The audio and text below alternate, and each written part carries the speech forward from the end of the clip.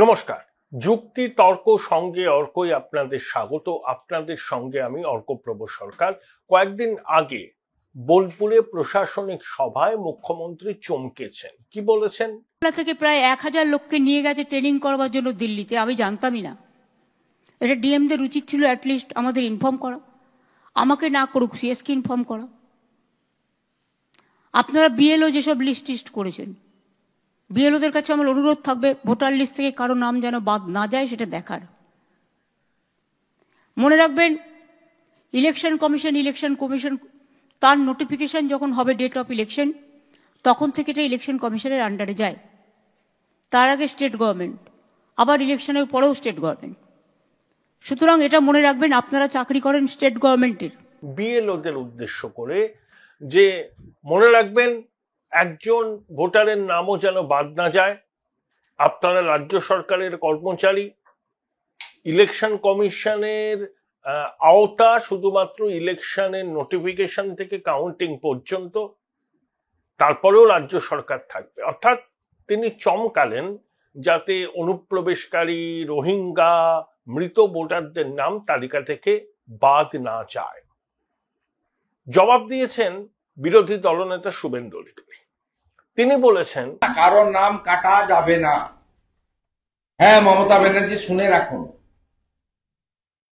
নাম কাটা যাবে কাদের, কাটা যাওয়া উচিত কাদের? রোহিঙ্গা, অনুপ্রবেশকারী, বাংলাদেশি মুসলমান অনুপ্রবেশকারী, ডবল এন্ট্রি ভোটার, মৃত ভোটার, এবং তার সাথে সাথে আপনার আইপ্যাক নাট্য কোম্পানি এবং আপনার যে ফেক ভোটার আপনি তৈরি করে রেখেছেন, অস্তিত্বহীন ভোটার, তাদের নাম। গতকাল দুটো বিধানসভার ফেক ভোটারের তালিকা আমরা পেয়েছি। একটা হলো মাননীয় বিমান ব্যানার্জির বিধানসভা বারুইপুর পূর্ব, যে নাম বাদ যাবে, এবং মুখ্যমন্ত্রী যে ধমকাচ্ছেন চমকাচ্ছেন এই অভিযোগে দেশের মুখ্য নির্বাচন কমিশনার জ্ঞানেশ কুমারকে তিনি চিঠিও দিয়েছেন। শুভেন্দুর বক্তব্য, বাংলায় স্পেশাল ইন্টেন্সিভ রিভিশন করার উদ্যোগ কমিশন নিলে রাজ্য প্রশাসনের ভূমিকা ইতিবাচক হবে না। কারণ রাজ্য প্রশাসন প্রথম থেকেই নানা প্রতিবন্ধকতা সৃষ্টি করবে। শুভেন্দুবাবুর দাবি বা অভিযোগ যাতে অবৈধ অনুপ্রবেশকারী যাদের নাম ভোটার তালিকায় আছে তাদের নাম বাদ না যায়। বিরোধীদের দাবি বা অভিযোগ, এই ভুয়ো ভোটাররাই হচ্ছে তৃণমূলের জীবন কাঠি। শুভেন্দুবাবু অনেক পরিসংখ্যান দিয়েছেন। বিশেষ করে ভারত বাংলাদেশ সীমান্তবর্তী অঞ্চলের কিছু বিধানসভায় অস্বাভাবিক হারে ভোটারদের সংখ্যা বৃদ্ধি পেয়েছে। বিগত 15 বছরে কোথাও সেখানে 55%, 60% পর্যন্ত বৃদ্ধি পেয়েছে। আবার ধরুন কলকাতার কয়েকটি কেন্দ্র, অন্যান্য কেন্দ্র, সেখানে কিন্তু ভোটারদের সংখ্যা বৃদ্ধি জাতীয় গড়ের মতোই 60% আশেপাশে। এই বৈষম্য কেন? হঠাৎ করে সীমান্তবর্তী অঞ্চলে বিধানসভা কেন্দ্রগুলোর ভোটারদের সংখ্যা এরকম বৃদ্ধি পেল কেন? এতেই তো সন্দেহটা দানা বাঁধে। মানে অবৈধভাবে যারা অনুপ্রবেশ করেছে তাদেরকে পরিচয়পত্র জোগাড় করে দিয়ে ভোটার তালিকায় নাম তুলিয়েছে শাসক দল, এটাই বিরোধীদের অভিযোগ। কিন্তু নির্বাচন কমিশন কি করেছে? নির্বাচন কমিশন বলছে যে বিএলও, ওসি ইলেকশন, ইআরও, এইআরও এদের সবাইকে সতর্ক থাকতে হবে, এবং বিডিও অফিসে ওসি ইলেকশন এবং চুক্তির ভিত্তিতে নিযুক্ত ডেটা এন্ট্রি অপারেটররা যেন ফর্ম 6, মানে যে ফর্ম পূরণ করে নতুন ভোটাররা তাদের নাম তোলেন ভোটার তালিকায়, সেটাকে চেক বা ক্রস চেক করার দায়িত্ব যেন তাদেরকে না দেয়া হয়। কারণ নির্বাচন কমিশনের সন্দেহ হয়েছে প্রায় 1-2% ভোটারের নাম তালিকাভুক্ত হয়েছে, নতুন ভোটার তারা, এবং তালিকাভুক্ত হওয়ার আগে তাদের দেওয়া নথিপত্র স্পষ্টভাবে যাচাই করা হয়নি। মুখ্যমন্ত্রী কি বলছেন? যাদের 18 বছর বয়স হয়ে গেছে প্রত্যেকে ভোটার তালিকায় নাম তুলুন, কোনো অসুবিধা নেই, তুলতেই পারেন, তোলা উচিত, গণতান্ত্রিক প্রক্রিয়ায় পার্টিসিপেট করা উচিত, একটা গণতান্ত্রিক দেশে সুনাগরিক হলে এটা তাদের কর্তব্য। কিন্তু প্রকৃত ভারতীয়রাই যাতে এই তালিকাভুক্ত হতে পারে সেটাকে নির্বাচন কমিশনের নজর দিতে হবে তো, এবং সেই কাজটাই নির্বাচন কমিশন করতে শুরু করেছে। তাতে কিন্তু উদ্বিগ্ন বোধ করছে শাসক, কারণ মৃত ভোটাররা বিহারে পাওয়া গেছে 20 লক্ষ, নাম ছিল, পশ্চিমবঙ্গের কম হবে না। যারা পাকাপাকি ভাবে পশ্চিমবঙ্গ ছেড়ে চলে গেছে, যারা অন্য জায়গায় নাম তুলেছে, তাদের নাম তো তালিকায় থাকবে না, তাদেরকে তো বাদ দিতে হবে। সেই কাজটা কারা করবেন? ওই বিএলও, বিএলএ, ইয়ারও, যাদের দায়িত্ব দেবে কমিশন যে স্পেশাল ইন্টেন্সিভ রিভিশন করার জন্য। সেক্ষেত্রে যদি বঙ্গেশ্বরীর এই নাম না করে হুমকিতে সরকারি কর্মচারীরা যদি তাদের দায়িত্ব পালন করতে না পারেন, তাহলে তারা বিপদে পড়বেন। বিহারে 403 জন বিএলওর বিরুদ্ধে অভিযোগ করা হয়েছে, 53 জন হাজতবাস করছেন, এদের কিন্তু চাকরিটা চলে যাবে।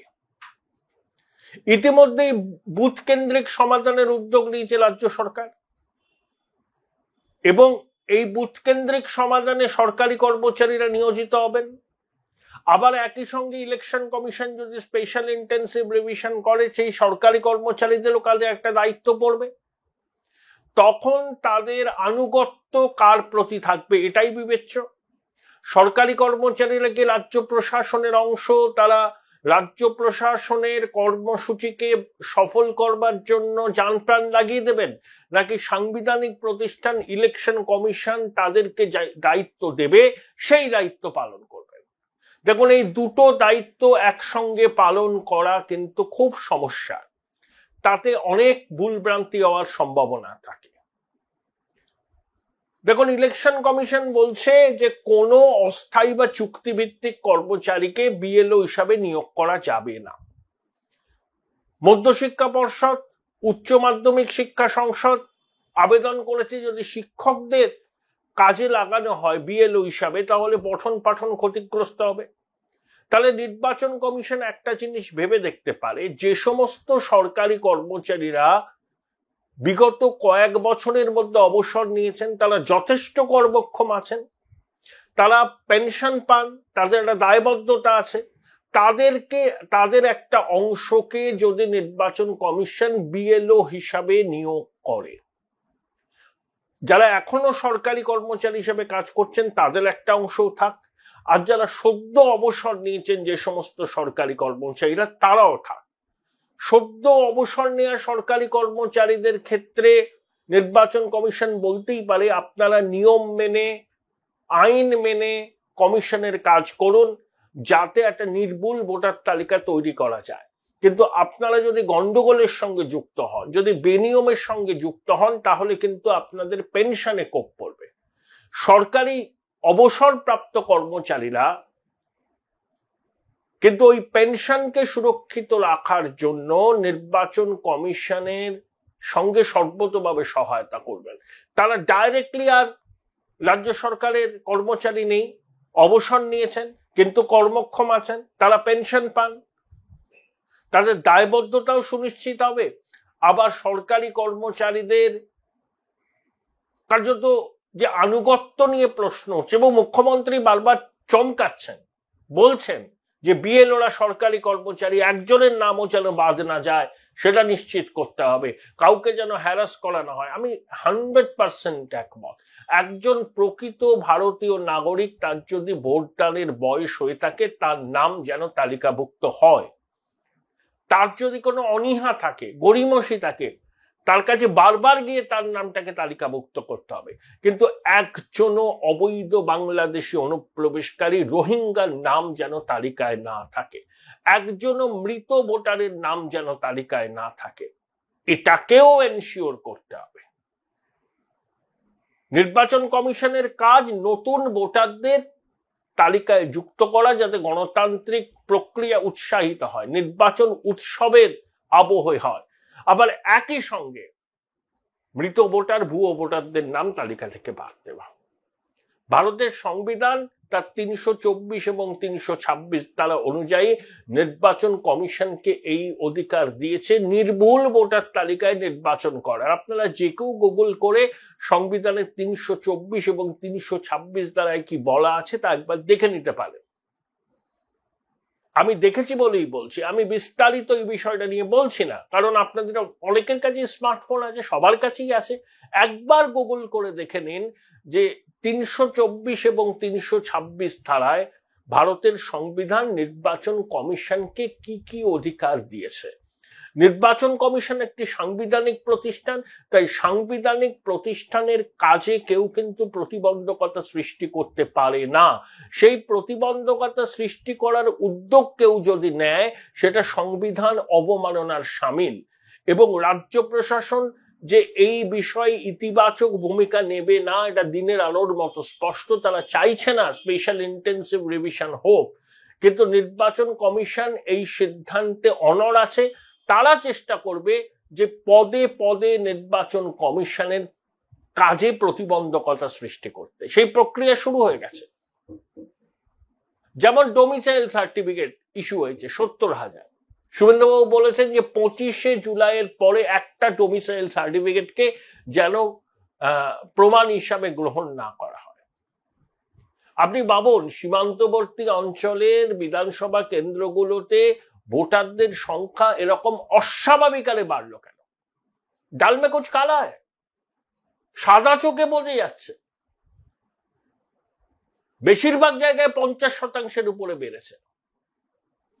কিন্তু আপনি দেখুন রাসবিহারী দেখুন, আপনি দেখুন মানিকতলা দেখুন, আপনি যদি জোড়াসাঁক, আমি এমনি এক্সাম্পল দিলাম, দেখবেন ভোটারের সংখ্যা বৃদ্ধি বিগত 15 বছরে 7% মধ্যে, খুব স্বাভাবিক।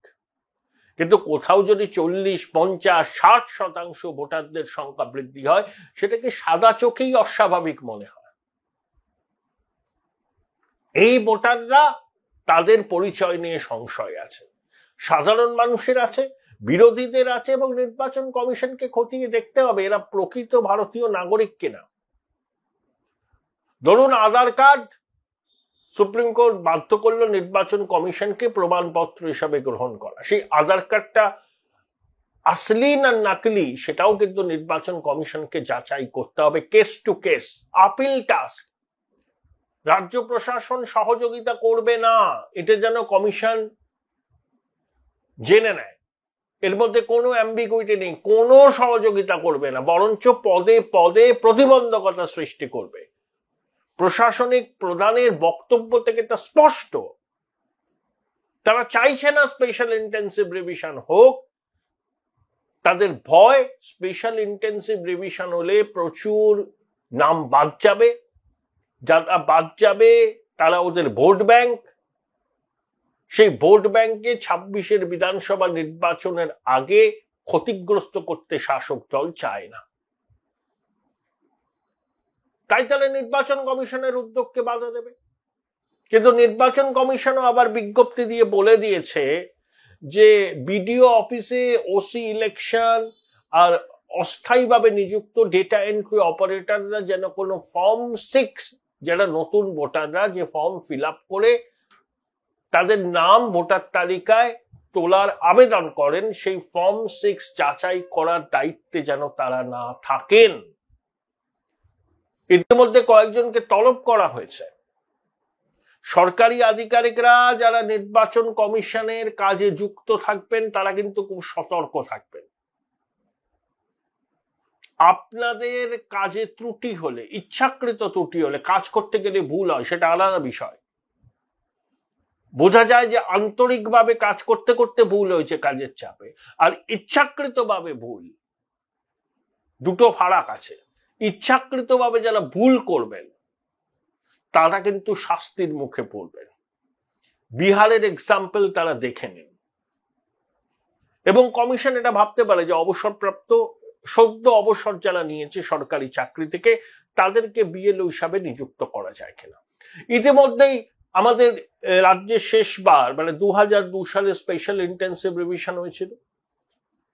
11টা জেলার 100টার বেশি বিধানসভা কেন্দ্রের 2002 সালের যে স্পেশাল ইন্টেন্সিভ রিভিশনের পরে যে তালিকা তৈরি হয়েছিল সেই তালিকা কমিশন তার ওয়েবসাইটে আপলোড করে দিয়েছে। আপনারা দেখে নিতে পারেন আপনাদের নাম সেই তালিকায় আছে কিনা, যারা ওই সময় ভোট দিয়েছিলেন। মানে এটা কিন্তু শুরু হয়ে যাবে খুব তাড়াতাড়ি, তবে অগাস্ট মাসে হবে না, শারদোৎসবের আগে হওয়ার সম্ভাবনা কম। আমার ধারণা, এটা একদম আমার ব্যক্তিগত ধারণা, এই আপনার অগাস্ট থেকে শুরু করে দীপাবলি ভাইফোঁটা পর্যন্ত এই কাল পর্বটাকে নির্বাচন কমিশন ঘর গোছানোর কাজে ব্যবহার করবে। মানে বিএলওদের ট্রেনিং, পরিকাঠামোগত সংস্কার, রাজ্যের সিইও দপ্তরে শূন্য পদে নিয়োগ, আরো অনেক প্রশাসনিক বিষয় থাকে। এটা তো আপিল টাস্ক, 60 কোটি 59 লক্ষ ভোটারের বাড়ি বাড়ি পৌঁছানো। তাই আটঘাট বেঁধে না নামলে তো হবে না। এই প্রস্তুতির জন্য তারা 2.5 মাস সময় নেবে, এটা আমার ধারণা। মানে অগাস্ট থেকে অক্টোবরের 3rd উইক পর্যন্ত। তারপরে স্পেশাল ইন্টেন্সিভ রিভিশনের কাজ শুরু হবে, 1 মাস ধরে হয়তো চলবে, নভেম্বরের শেষ সপ্তাহ পর্যন্ত চলবে, ঠিক যেমন বিহারে হয়েছিল।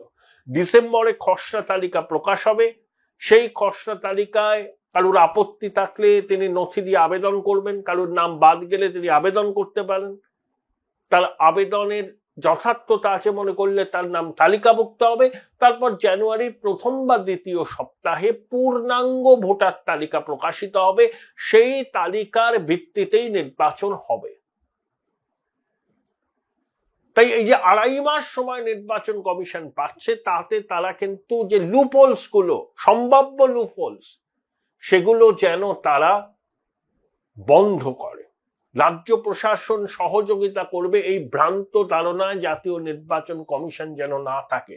তাদের অল্টারনেটিভ ব্যবস্থা রাখতে হবে। ধরেই নিন কোনো সহযোগিতা করবে না, সরকারি কর্মচারীদের চাপ সৃষ্টি করবে, তারাও ভয়ে থাকবে যে পানিশমেন্ট পোস্টিং ক্লোজ করে দেবে, নানা কিছু করতে পারে। Join Indian Institute of Hotel Management now. Right choice, right decision. তাদের একটা অংশ থাকবে, আর অবসরপ্রাপ্ত সরকারি কর্মচারীদেরও আনতে হবে। আমি জানি না কেন্দ্রীয় সরকারের কর্মচারীদের ইলেকশন কমিশন এতে ব্যবহার করতে পারে কিনা, আমার জানা নেই, আমি বলতে পারবো না। এমন একটা মেকানিজম ইভলভ করুক নির্বাচন কমিশন, সেই অধিকার তাদের আছে, যাতে তারা যে উদ্দেশ্যটা নিয়ে এই স্পেশাল ইন্টেন্সিভ রিভিশন করছে, সেই স্পেশাল ইন্টেন্সিভ রিভিশন যাতে সঠিকভাবে হয়, যাতে কারুর মনে কোনো প্রশ্ন থাকে। কমিশন কিন্তু একদম দৃঢ় প্রতিজ্ঞ, তারা কিন্তু করবে। ওই যে স্টেট মানে রাজ্যের সিইও যে বিজ্ঞপ্তি দিয়েছেন 28শে জুলাই, তাতে বলেই তো দিয়েছেন যে ওসি ইলেকশন, তারপরে অস্থায়ী কর্মী বিডিও অফিসে তারা ফর্ম 6 যাচাই করার কাজে থাকতে পারবেন না। এ তো গেল একটা পর্ব। নির্বাচনে কি হয়, বহু অবজারভার আসে। একজন প্রার্থীর খরচ খরচা দেখেন, এক্সপেন্ডিচার অবজারভার, একজন পুলিশ অবজারভার, একজন এমনি জেনারেল অবজারভার। দেখুন, অবজারভাররা বেশিরভাগই IAS IPS অফিসার হয়। রাজ্য প্রশাসনের যারা IAS IPS আছেন, তারা সবসময় চেষ্টা করেন ব্যাচমেট খুঁজতে। কে কে অবজারভার এসছে ভিন রাজ্যে, সে আমার সঙ্গে ছিল, আমার ব্যাচমেটের অফিসার, তাদের সঙ্গে নতুন করে যোগাযোগ করে একটা কি বলবো আর কি, নতুন করে সম্পর্ক করতে চেষ্টা করে। আবার অনেকের সঙ্গে অনেকের সম্পর্ক দীর্ঘদিন ধরিয়ে আছে, বন্ধু বান্ধবের মতো থাকতেই পারে, কোনো অসুবিধা নেই। কিন্তু রাজ্যের IAS IPS আধিকারিকরা যদি ব্যাচমেট খোঁজার চেষ্টা করেন এই কারণে, যাতে বঙ্গেশ্বরীর ইচ্ছাকে রূপায়িত করা যায় নির্বাচনের সময়, সেটা কমিশনকে দেখতে হবে। যে যে পর্যবেক্ষকরা আসবেন তাদের ক্রেডেনশিয়াল দেখতে হবে। আমি জলজান্ত এক্সাম্পল দিচ্ছি, সুধীর কুমার রাকেশ 2014 সালে লোকসভা নির্বাচনের আগে রাজ্যে এসেছিলেন, এসেই চিৎকার শুরু করলেন ঢক্কানি না, হ্যান করেগা ত্যান করেগা, কাউকে বুথ জ্যাম করতে দেব না, প্রত্যেককে ভোট দেবে। শাসক তৃণমূল, বামেরা তখনও শক্তিশালী, বামেরা উল্লসিত হলো। শাসক তৃণমূল দেখলো তো মুশকিল। তখন হঠাৎ করে সুধীর কুমার রাকেশ চলে গেলেন পাটনা, দেখা নেই, সাক্ষাৎ নেই। তিনি একটা ফোন নাম্বার দিয়েছিলেন, সেই ফোন নাম্বারে ফোন করলে নির্বাচনের দিন অভিযোগ জানাতে পারবেন। সেই ফোন ধরেননি অধিকাংশ ক্ষেত্রে, ধরলেও বলছেন দেখছি দেখছি দেখছি। অর্থাৎ নির্বাচনটা হয়ে গেল, তৃণমূল 34টা আসন পেল। তাহলে এই সুধীর কুমার রাকেশের মতো লোকজন যদি অবজারভার হিসাবে আসে, তাহলে কিন্তু সুষ্ঠু ভোট হবে না।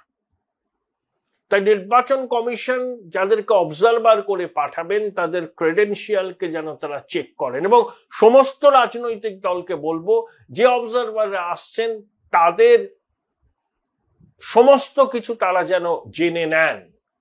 আপত্তি থাকলে আপত্তি জানান। আমরা চাই ফ্রি, ফেয়ার এবং রক্তপাতহীন ইলেকশন, প্রকৃত ভোটার তালিকা দিয়ে। বিএলওদের কাজ করতে হবে, কোন দলকে দেখা চলবে না, না তৃণমূল, না বিজেপি, না সিপিএম, কোনো দল নয়। ভারতীয় নাগরিক, ভোটদানের বয়স হয়েছে, তার নাম তালিকায় রাখতে হবে, আর অবৈধ মৃতদের নাম তালিকা থেকে বাদ দিতে হবে। খুব সিম্পল। আর একটা বিষয় নির্বাচনের দিন হয়, যে কুইক রেসপন্স টিম। এই কুইক রেসপন্স টিমের কাজ কি? কোথাও কোনো ঘটনা ঘটলে সঙ্গে সঙ্গে চলে যাওয়া, যত শীঘ্র সম্ভব। অধিকাংশ সময় দেখা যায় কুইক রেসপন্স টিম, তাদের জন্য গাড়ি বরাদ্দ থাকে। সেই গাড়ির চালকরা একটা বিশেষ রাজনৈতিক দলের অনুগত, বেশিরভাগ ক্ষেত্রেই শাসক দলের। কেন স্থানীয় প্রশাসনে এই কুইক রেসপন্স টিমের চালকদের নিযুক্ত করে। ধরুন একটা জায়গায় ঘটনা ঘটলো, আপনি সেখানে পৌঁছে যেতে পারেন 10 মিনিটের মধ্যে, কিন্তু কেন্দ্রীয় বাহিনীর জওয়ানদের পক্ষে সেই জায়গাটা চেনা সম্ভব না, কিভাবে তাড়াতাড়ি পৌঁছানো যাবে। তা কুইক রেসপন্স টিমের গাড়ির চালকরা জানা উচিত কিভাবে পৌঁছানো যায় ঘটনাস্থলে, কারণ তাদের সংশ্লিষ্ট অঞ্চলের ভূগোল নখদর্পণে থাকবে। তারা যদি প্রভাবিত হন, ওই 10 মিনিটে যে জায়গাটায় যাওয়া যায় সেই জায়গাটা তারা আধ ঘন্টায় নিয়ে যাবেন। যখন কেন্দ্রীয় বাহিনীর জওয়ানরা পৌঁছবেন ঘটনাস্থলে, তখন পগার পা, যা করার হয়ে গেছে। 3, ধরুন একটা বিধানসভা কেন্দ্রে 1000টা বুথ আছে, আমি তর্কের খাতিরে বললাম। 950টা বুথে একদম সুন্দর ইলেকশন হলো, 50টা বুথে গন্ডগোল হলো, সেখানে যার শক্তি বেশি সে ভোটটা করিয়ে নিল। এই ডেটা আছে কমিশনের কাছে, কোন বিধানসভা কেন্দ্রের কোন কোন বুথে অস্বাভাবিক হারে ভোট হয়েছে। সেই বুথগুলোকে আলাদা নজর দিতে হবে। নির্বাচন কমিশন এখনো পর্যন্ত মনে হচ্ছে খুব সদর্থক ভূমিকা নিয়ে এগোচ্ছে, কিন্তু না আচারে বিশ্বাস নেই। অতীতেও আমরা নির্বাচন কমিশনের এরকম হুঙ্কার অনেক শুনেছি, সবাই টিএন সেশন হন না। শেষ মুহূর্ত পর্যন্ত সবার নজর রাখা উচিত, রাজনৈতিক দলগুলোও রাখবে, সাধারণ মানুষও রাখবে। আমরা কিন্তু সুষ্ঠু, অবাধ, রক্তপাতের নির্বাচন চাই, এবং এর দায়িত্ব নির্বাচন কমিশনের। কিভাবে তারা করবেন সেটা তাদেরকে ঠিক করতে হবে। তাদের ভূমিকা উচিত সিজারের পত্নীর মতো সব সন্দেহের ঊর্ধ্বে। তাদের দিকে যাতে পশ্চিমবঙ্গের মানুষ আঙুল তুলতে না পারেন যে কমিশন আসল সময়ে হাত গুটিয়ে বসেছিল, এতে কমিশনের নিরপেক্ষতা, মর্যাদাই ক্ষতিগ্রস্ত হবে। অতএব যে স্পেশাল ইন্টেন্সিভ রিভিশনের উদ্যোগ কমিশন নিচ্ছে, সাধু উদ্যোগ, কিন্তু আটখাট বেঁধে তারা নামুক। তারা সার্জিক্যাল স্ট্রাইক শুরু করে দিয়েছে, তাতেই বঙ্গেশ্বরী ভয় পাচ্ছেন।